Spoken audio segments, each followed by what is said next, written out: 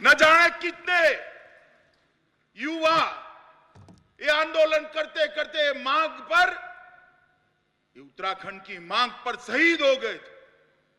उस वक्त भारतीय जनता पार्टी भी उत्तराखंड के युवाओं के साथ ये मांग को बुलंद कर रही थी। मैं सिर्फ स्मरण कराना चाहता हूं मित्रों, उत्तराखंड के युवाओं पर गोली किसने चलाई थी, जरा याद करिएगा आप।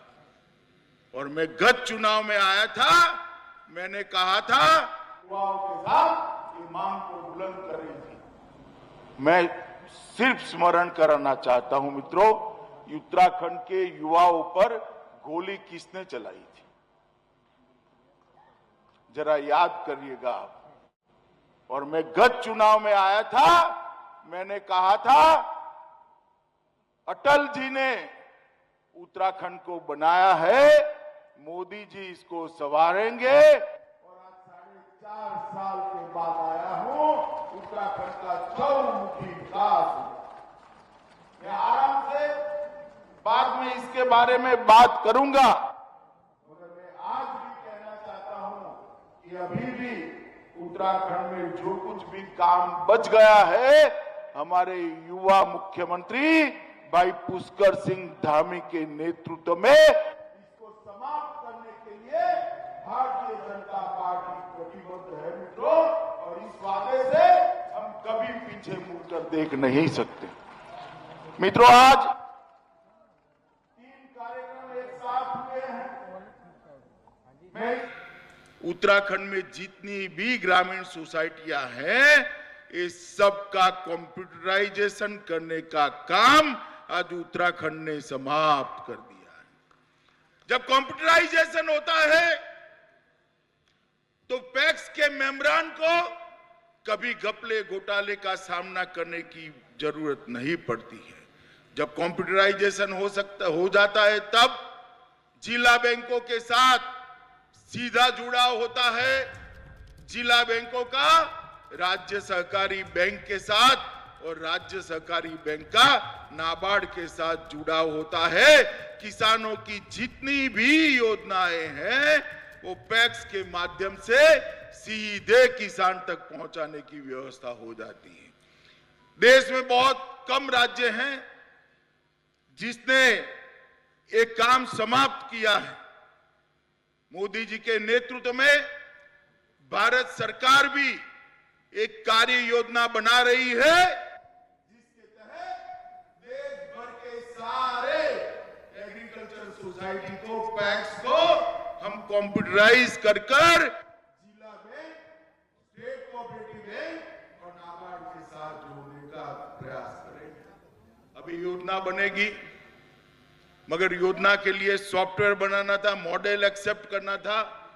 नाबार्ड के अधिकारी मेरे पास आए, मैंने उनको कहा कि हमारे धन सिंह ने बनाया है भाई, उत्तराखंड जाकर देख कर आओ, और हो सकता है कि उत्तराखंड के मॉडल को पूरा देश स्वीकार कर पूरा देश उत्तराखंड के मॉडल पर आ गया।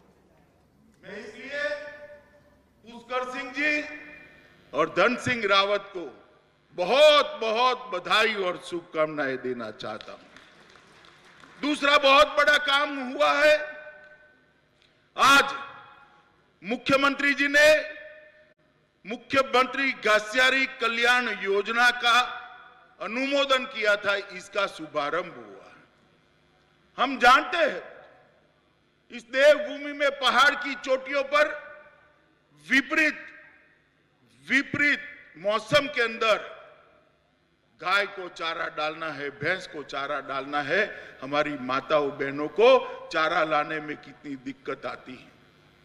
यहां पर लगभग 1000 एकड़ की खेती और 2000 किसान ये मक्के की खेती करेंगे, और उसमें से एकदम साइंटिफिक तरीके से पौष्टिक पशु आहार बनाने की यहां पर योजना हुई है। 1 लाख किसानों तक इसका फायदा पहुंचने वाला है।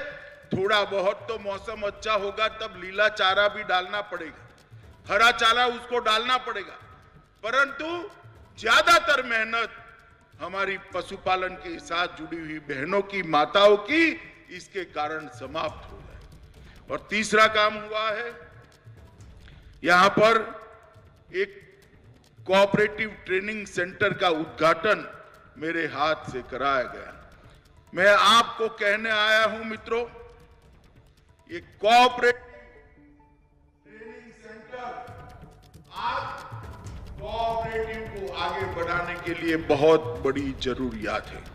सहकारिता आंदोलन को जिस प्रकार से कांग्रेस के राज में क्षीण कर दिया, मोदी जी ने अभी आजादी के अमृत वर्ष पर, आजादी के 75वां साल है उस वक्त, एक नया सहकारिता आंदोलन बनाकर, विभाग बनाकर, मंत्रालय बनाकर सहकारिता से जुड़े हुए देश के करोड़ों किसान, महिलाएं, मजदूर, मछुआरे, इस सब के कल्याण के लिए बहुत बड़ा काम किया। किसी को इतने साल तक ये याद नहीं आया कि ये छोटा किसान, मझला किसान, ये मछुआरे, ये दूध का व्यापार करने के लिए तरसती अपनी माताएं, बहनें, पशुपालन करने वाला भाई, अगर सहकारिता आंदोलन मृतप्राय होता है तो उनका क्या होगा। मगर मोदी जी गरीब के घर से आते हैं, गरीब का दर्द उनके दिल में रहता है। उन्होंने सहकारिता विभाग बनाया, सहकारिता मंत्रालय बनाया, और मेरे लिए भी सौभाग्य की बात है कि पहला सहकार मंत्री बनने का सौभाग्य उन्होंने मुझे दिया है। और जब सहकारिता को बढ़ावा देना है तो प्रशिक्षण के बगैर, ट्रेनिंग के बगैर सहकारिता का बढ़ावा नहीं हो सकता। मित्रों, इसलिए आज ये ट्रेनिंग इंस्टीट्यूट जो बनने जा रहा है उसका भी बहुत बड़ा फायदा है। मगर ये मुख्यमंत्री घसियारी कल्याण योजना है, उसका बहुत बड़ा फायदा है। 50% सब्सिडी पर, सिर्फ 2 रुपया किलो पर इनको ये पशु आहार दिया जाएगा। ढेर सारे अकस्मात से, ढेर सारी आपदाओं से ये माताएं, बहनें बचेगी। उनका बचा हुआ समय बच्चों को पढ़ाने के लिए भी लगा सकती है, घर में कुछ और काम भी कर कर अपनी आय भी बढ़ा सकती है, और साथ में पशुपालन भी कर सकती है। और इस प्रकार की जो साइंटिफिक फूड देने की व्यवस्था करी है, उसके पशुओं का स्वास्थ्य और इसके साथ साथ इनकी दूध देने की क्षमता की भी वृद्धि होगी।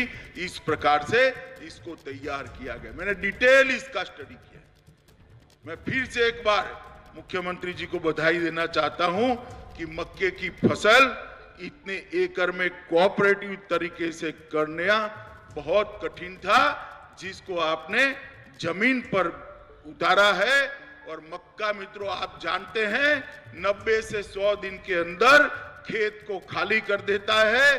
तो एक बार मक्का बनाया, बाजार में दे दिया, इससे फूड उसको प्रोसेस कर पशु आहार बनाया, और फिर इसका दूसरा सब्जी का या कोई भी वो करना है तो अपनी खेती किसान कर सकते हैं। मित्रों, आज मैं यहां आया हूं तब कोई लंबी बात करनी नहीं है। मैं मगर देखता हूं अभी कांग्रेस वालों को इलेक्शन जब आता है तब इनकी सीजन आ जाती है, तुरंत नए कपड़े सिला देते। 5 साल तक कहां थे, कोई हिसाब किताब नहीं। बाढ़ आई कहां थे, कोई हिसाब किताब नहीं। कोरोना आया कहां थे, कोई हिसाब किताब नहीं। और जब इलेक्शन आता है, अलग अलग मुद्दों पर धरना, प्रदर्शन, प्रेस कॉन्फ्रेंस।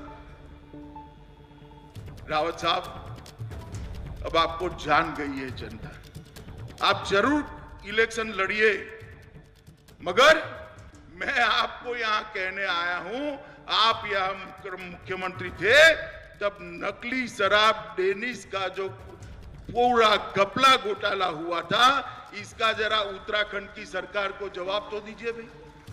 मित्रों, देना चाहिए या नहीं देना चाहिए? अरे पीछे भी बोलिए जरा, देना चाहिए या नहीं देना चाहिए?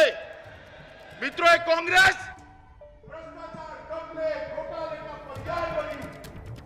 ये किसी भी राज्य में कल्याण का काम नहीं कर सकती। ना वो गरीबों का सोच सकती है, ना अच्छा प्रशासन का सोच सकती है।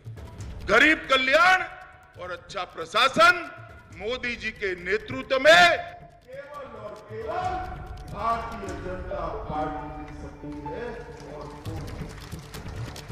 मित्रों, 2017 में जब चुनाव हुए, मैं ही भारतीय जनता पार्टी का राष्ट्रीय अध्यक्ष था। मैं इस देवभूमि पर आया था।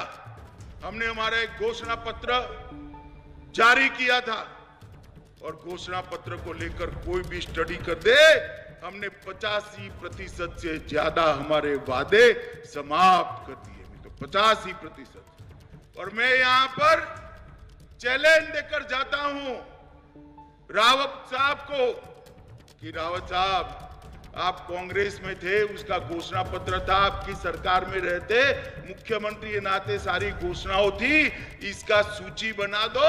मैं मेरे युवा मोर्चा के अध्यक्ष को भेजता हूं, यहां हो जाए देहरादून के चौराहे पर 2-2 हाथ एक बार चर्चा।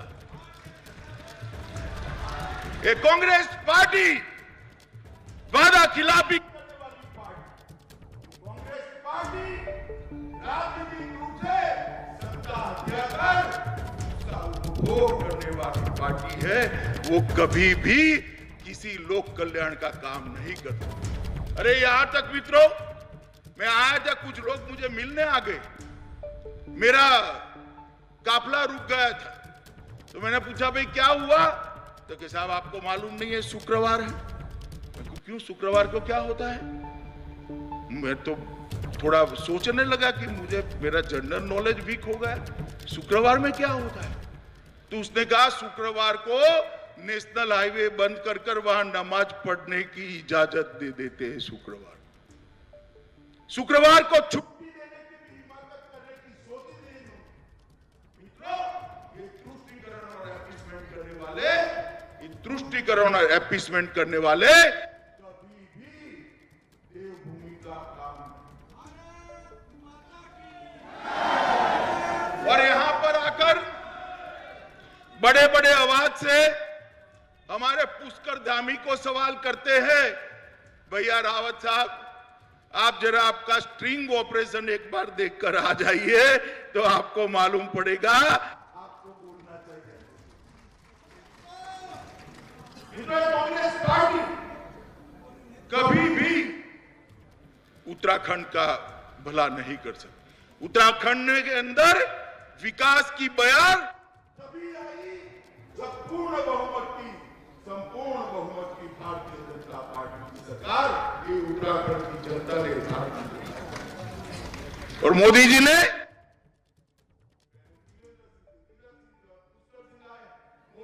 हमारे तीनों मुख्यमंत्रियों को साथ लेकर एक विकास का नया संपुट बनाया है। इसके कारण आज उत्तराखंड आगे बढ़ रहा है। मित्रों, इतना बड़ा कोरोना का आपदा आई, पहाड़ पर है हमारा प्रदेश, दूर सुदूर भौगोलिक क्षेत्र में रहने वाले लोग हैं, मगर कोई भी कहां पर भी रहा हो, मैं इतना निश्चित कह सकता हूं, कोरोना से बचाने का काम भारतीय जनता पार्टी की सरकार। उत्तराखंड ये वीर भूमि है, देवभूमि, 100% टीकाकरण जिन राज्यों में सबसे पहले हुआ, उसमें से हमारा उत्तराखंड है। ऑक्सीजन प्लांट भी लगाए गए, नए नए अस्पताल खोले गए, नए नए बेड बनाने की व्यवस्था हुई। तीसरी लहर आई नहीं, बद्री विशाल की कृपा है, मगर आती तो भी सारी तैयारियां हमारी भाजपा सरकार ने कर रखी थी। इस प्रकार से काम करते हैं। और अभी आपदा आई, आपदा के अंदर जैसे ही भारत सरकार से सूचना मिली, मुख्यमंत्री जी अयोध्या थे, सारे कार्यक्रम बंद कर वापिस आए और एक भी यात्री की जान नहीं गई है मित्रों, एक भी यात्री की जान नहीं गई। दूसरे दिन ही रेस्क्यू ऑपरेशन आया, शुरू हो गया। मैं आया रात को बड़े सवेरे 9 बजे, रिव्यू बैठक चालू हुई। मैं तो आश्चर्यचकित हो गया, मेरे करने के लिए कुछ बाकी ही नहीं था। तो मैंने फिर सिर्फ बधाई देकर वापिस जाना ही उचित समझा। और मित्रों, हवाई निरीक्षण में मैं जहां जहां गया, मुख्यमंत्री, राज्य के चीफ मिनिस्टर, चीफ सेक्रेटरी और डीजीपी तीनों को वल्नरेबल पॉइंट्स मालूम थे, क्या प्रॉब्लम है, कहां भी सुधार करना है। इस प्रकार की जागरूक सरकार जब हो तभी विकास हो सकता है। मित्रों, आज मैं यहां पर आया हूं तब ये भी कहना चाहता हूं कि गंगा जल के वितरण के लिए भी कोऑपरेटिव तरीके से एक नया काम शुरू हुआ है और इससे देश भर के मां गंगा के प्रति श्रद्धालुओं को, श्रद्धा रखने वाले श्रद्धालुओं को घर बैठे गंगा जल भी मिलेगा और उनका मोक्ष का रास्ता भी खुल जाएगा। आज मैं यहां आया हूं, अपना केदार धाम क्षत विक्षत हो गया था। जब आपदा आई तब 5 तारीख को प्रधानमंत्री जी उसका वहां पर एक बहुत बड़ा भगवान आदि शंकराचार्य का मूर्ति वहां लगाने वाले हैं मित्रों, और उसके साथ देश भर के शिवालयों को उन्होंने जोड़ा है। बद्रीनाथ की योजना तैयार हो गई, काम चालू होगा। केदारनाथ का पुनर्निर्माण आज समाप्ति के आरे पर है और आपका 4 धाम संपर्क का जो सुधार था वो 890 किलोमीटर क्या 11,680 करोड़ के खर्चे से 4 मीटर रोड 365 रोड आज समाप्ति की ओर जा रहा है। ये भारतीय जनता पार्टी भी कर सकती। उनको तो डर लगता था कि भाई केदार धाम का मंदिर बना लेंगे तो अपनी वोट बैंक क्या सोचेगी। रावत साहब, आप डरिए, हम किसी से नहीं डरते। ये बद्री विशाल और केदार धाम उत्तराखंड का नहीं, पूरे भारत का गौरव है। उसका पुनर्निर्माण होना ही चाहिए। अमृतसर कोलकाता औद्योगिक गलियारे के लिए 20,000 करोड़ का नई रेल लाइन 125 किलोमीटर की 24,659 करोड़ का रेल निवेश। राष्ट्रीय राजमार्ग के नगीना काशीपुर खंड को 4 लेन का बनाना 2500 करोड़ का निवेश।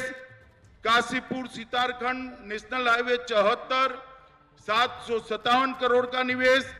विष्णुगढ़ पीपलकोटी जल विद्युत परियोजना 450 मेगावाट की 3860 करोड़ का निवेश।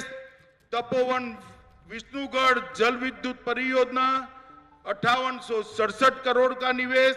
हरिद्वार देहरादून चौड़ीकरण योजना 593 करोड़ का निवेश। Lata Tapovan hydro electric power project 1527 crore का निवेश। मुजफ्फरनगर हरिद्वार चौड़ीकरण 7।